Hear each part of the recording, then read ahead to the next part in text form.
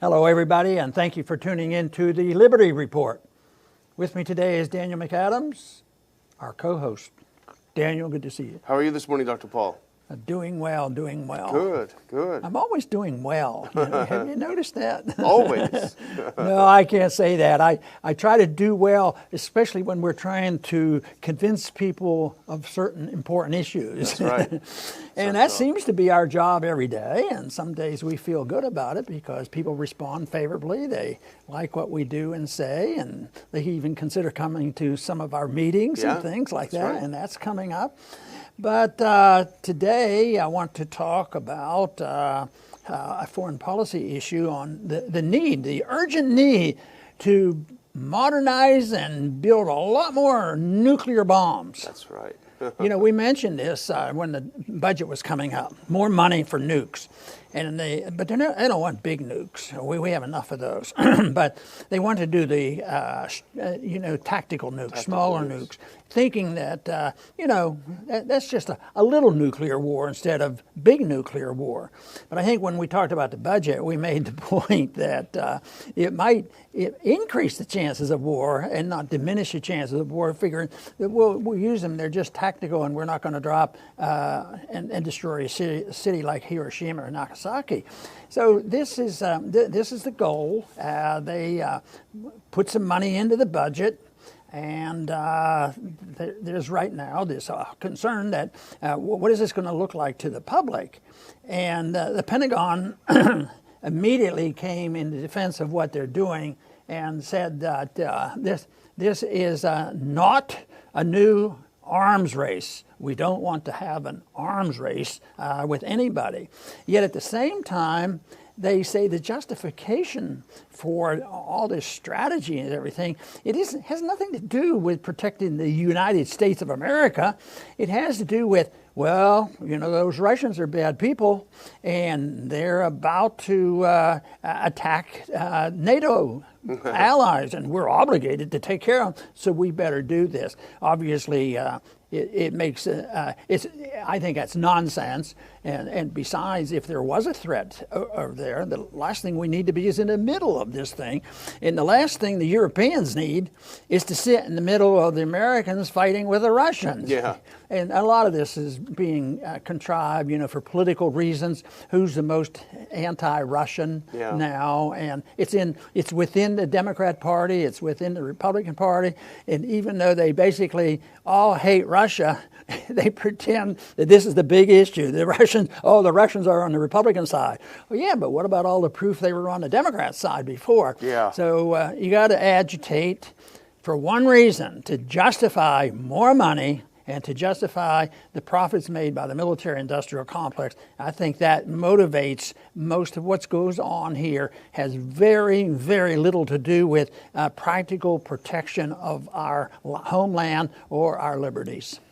Yeah, it sounds more like a boondoggle than anything. And we're talking about the estimated $1.2 trillion nuclear weapons modernization program that started several years ago. $348 billion, from what I saw, have already been allocated. This is a couple of bucks. This is some big change that's doing two things: modernizing our existing nuclear weapons, and as you point out, bringing on board a whole new generation of so-called tactical nukes, mini nukes. They sound cute. You just drop a few mini nukes and no harm, no foul. The reason why this is one of the reasons why this is in the news is that the U.S. recently deployed the low-yield W-76-2 missile onto submarines, and that was pretty alarming to the Russians because that means that these little mini nukes have a lot more mobility and they can strike in a lot more places. So it certainly is, as you point out, a lot of money for the military-industrial complex. The question, and I think we'll get into it, is this really needed? Is this sound doctrine, or is this based on another fantasy? You remember the missile gap of the 60s, right? We had to race and build these missiles. Well, it was all a bunch of lies, and the same thing was true in the 80s with the threats. The red team, blue team exercises, and all this huge Soviet threat, all completely overblown. A subset of the Department of Energy is the nuclear part, and that's mainly nuclear weaponry. Now that we're not building any more nuclear operations for peace. Yeah, you know? no, And there's a subset. It's called National Nuclear Security Administration. I thought, well, that's where the action is. So I thought, I wonder how many people they need there for administration. Maybe they have a couple dozen people, sitting around making plans because, you can't trust the Russians, so we have to have them. But I was shocked, if you can be shocked anymore about what goes on, and said the number of federal employees was 2,300. Well, that's pretty good. That's a good size operation. Yeah. I guess you need a lot of scientists to figure all this stuff out. But then when you go to the bottom line, for me it was hard to find the figures. Somebody else can find them better. But I found a number of contract workers from 2009. There were 23,000. Wow. Do you think they're making money on this or not? I mean, this is a mess, and if it had a little bit to do with enhancing our freedoms, making a point about liberty, making a point about a non-interventionist foreign policy, no, I don't think it has anything to do with it. And all we hear when they get engaged in this politically is, let's see what we can do to make sure Tulsi doesn't get hurt at all. Yeah, deal with Tulsi because she might tell the world about this. So it'll be our job to try to fill up some of the blanks that we don't get out of Washington. The first thing I thought of when you said that was 20,000 contractors, I remember our conferences out in the outer part of Washington, D.C. area, and to get to them, you have to cross all of these military contractor companies, Booz Allen, all these guys. You look in the parking lot, these are not old VWs in there, these are all Mercedes. These are high paying jobs. So of course they're not about to relinquish this extraordinarily lucrative jobs. And this is just, as you say, this is something that most people, and you asked me this morning when I came in, I hadn't even heard of it. So how many places are like this? It's just incredible. When I saw that thing about the Pentagon meeting saying, this is not an arms race, this is not an arms race. It reminded me of last fall when the markets indicated that there was a shortage of cash to buy the repos back again, and interest rates jumped, and the overnight rate went to 10%, and then they had to restore QE, and it was sneakier and trickier and very significant. But the first thing they said, QE4, it's not QE. So this is not an arms race. That's right. But it looks like if it's a race to make profits, it looked like the British want to even get involved. They're joining this, and there was a frank statement made by an American that said, well, we can share our information, and they're international corporations, so why not share it? And then they just better watch out. There could be a spy someplace too. Well, all of what we're talking about now, about the increasing tactical nukes and the modernization program, a lot of this comes back to the 2018 nuclear posture review that the Pentagon, that the U.S. government put out. And this is what's interesting. The whole justification for this rests on two things. The first is that, well, we have to respond because Russia is building tons of tactical nukes. Here's what the NPR Nuclear Posture Review says, quote, Russia's non-strategic nuclear weapons modernization is increasing the total number of such weapons in its arsenal. It says this is a return to great power competition. And the second one is this new Russian doctrine called escalate to de-escalate, which says that the Russians are more willing to use tactical nukes paradoxically to reduce the chance of a full-out nuclear war. And this is what's interesting, Dr. Paul. Both of these justifications are bogus. First of all, in the escalate to de-escalate theory, there's a great piece by Kirsten von Braugard in the 2017 War on the Rocks website where she points out that the whole escalate to de-escalate is a theory in the U.S. It's not based on explicit Russian doctrine. It's a theory developed here. And she points out that it doesn't make any sense that the Russians would escalate to de-escalate because, in fact, they've been modernizing and upgrading their conventional forces. And normally, It's when your conventional forces are weaker that you would emphasize more on your nuclear forces. And I would recommend the article. That's the one, and I don't want to take too much time, but also this is going to really, because I thought, okay, well, the Russians, there's a fascinating article in Forbes a couple of years ago. Actually, the Russians are decreasing their tactical nukes. 2009 Nuclear Posture Review, Russia has 3,000 to 5,000 tactical. 2011, 2 years later, Jim Miller, Undersecretary of Defense, they have 2,000 to 4,000.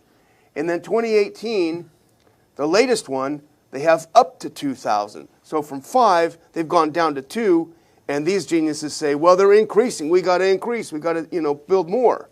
Yeah, and you're talking rightly so about the propaganda. Yeah. I think of the kind of thing that they can do with false flags and blame it on somebody sympathetic to the Russians and writing up this fake news. But I think there's one mention in this whole issue has been and they're working on this too, is bombs by gravity, gravitational bombs.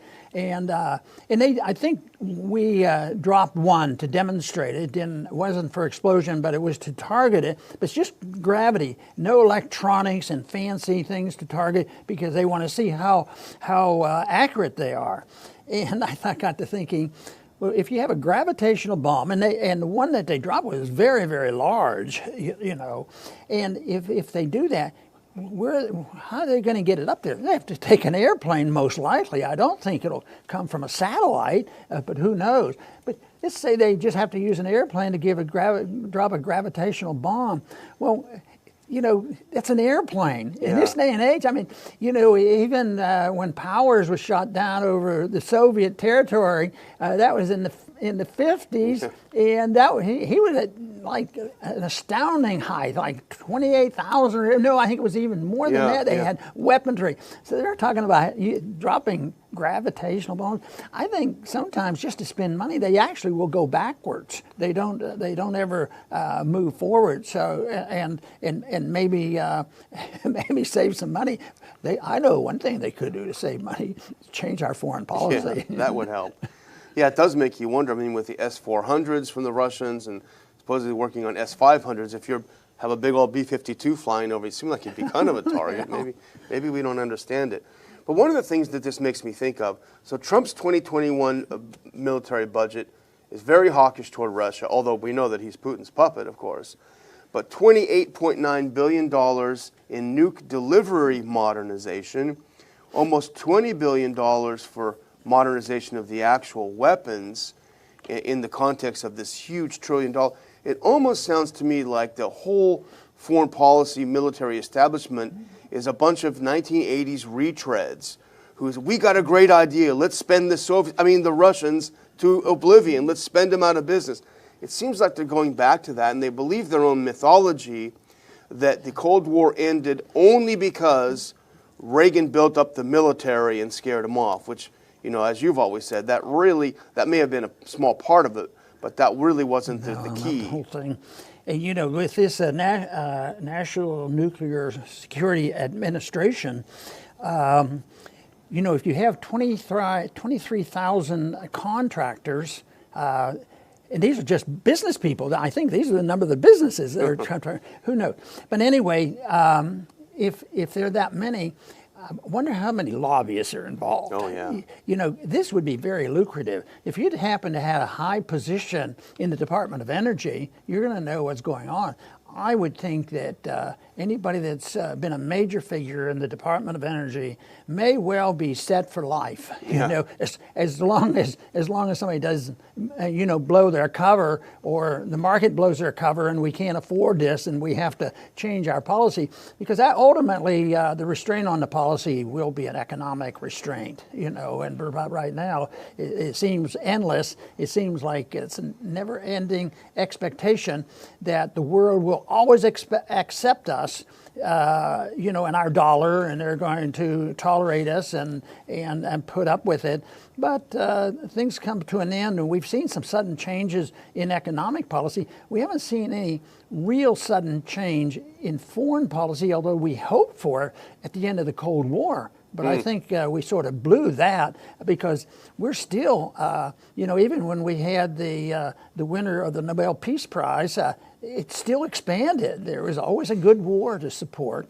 And although we've made comments that the current administration, they voice positive things about coming home and changing our policy.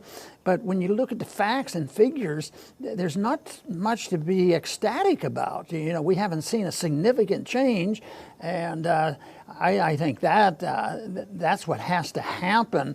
But it's sometimes it's politics. How do you handle your hardcore boasts? Let's say that the current leader would like to do it, but you have your hardcore base that wants to, run roughshod and encourage and enforce them, and then there's the deep state, and then you have to contend with the Democrats, who are as militant as the Republicans. They just get away with pretending that they're less for war. But I haven't heard, there's hardly a whimper in the Democratic primary now of somebody, since Tulsi's not there, of saying, there's something wrong with our foreign policy. So, of course, that's what we emphasize, and that has to change if we ever expect to change the wasteful spending and the danger of more bombing and more killing and more wars. Of course, people will say, well, Ron, you're forgetting Bernie Sanders. Okay, he may not be as hawkish as Buttigieg, but, he jumped onto the whole Russiagate stuff, too. Russians are stealing the elections. But I was just thinking when you said about former Department of Energy officials now making some money lobbying, I bet you'd probably see some people you recognize from the House floor making the rounds and doing some lobbying, too, and making some big money. But, I just can't help getting this feeling that the whole economy is like a house built on sand, when so much of the economy depends on military and military spending, looking for an enemy, looking for a new old enemy. I just get a feeling that a big crash is coming. It didn't work for me. I worked very hard to establish a reputation and understanding on how monetary policy worked. And lo and behold, I retired from the Congress, and I never got one single call. No lobbying. Nobody wants me on the Federal Reserve Board. So, but anyway, it's important stuff, and we'll keep plugging along. But this is a lot of fluffing away about what they're doing for more reasons of making more profits than really solving the problem of national defense, because obviously we don't need to be the caretakers of Europe. And when you think about the real significant fight between Republicans and Democrats, and even within the parties, has been Ukraine. Yeah. And we went over that so much and warned about, us participating in a coup and getting rid of the elected leader and inviting this trouble. And then all of a sudden, I think there's been some politicians making money off this too, making deals with the officials of Ukraine. I just can't believe it. Well, I would just close by saying that, the quicker the Americans realize that this is a huge ripoff, the better it'll be for everyone. We'll be a lot safer without spending money on weapons and creating a lot of uncertainty as to whether we want to use cute little mini nukes somewhere. As soon as Americans realize that this is a big ripoff, this is a wealth transfer. You talk about people worrying about the gap in wages and earnings and worth. This is what creates the gap, is the U.S. government, particularly our foreign policy. So people that are concerned about that in Middle America should realize this is a ripoff. So that is our goal, and that's what we hope. And I will remind people again, and there is a link in the description here to information about our May conference. It's a little different than what we're talking about today, Dr. Paul, but it's equally important, and this is basically the problem we're having in America, whether you're left, right, or wherever you are, of people just wanting you to shut up if you're saying something they disagree with. And it's pretty alarming. So we're going to talk about that. We've got some great speakers that we'll announce for that, but just go into the description and click on there, ronpaulinstitute.org/conference, more details. Very good, Daniel. And I want to finish by making a comment about patriotism, because there's a famous statement, I think, by Johnson, who said that patriotism is the last refuge of a scoundrel.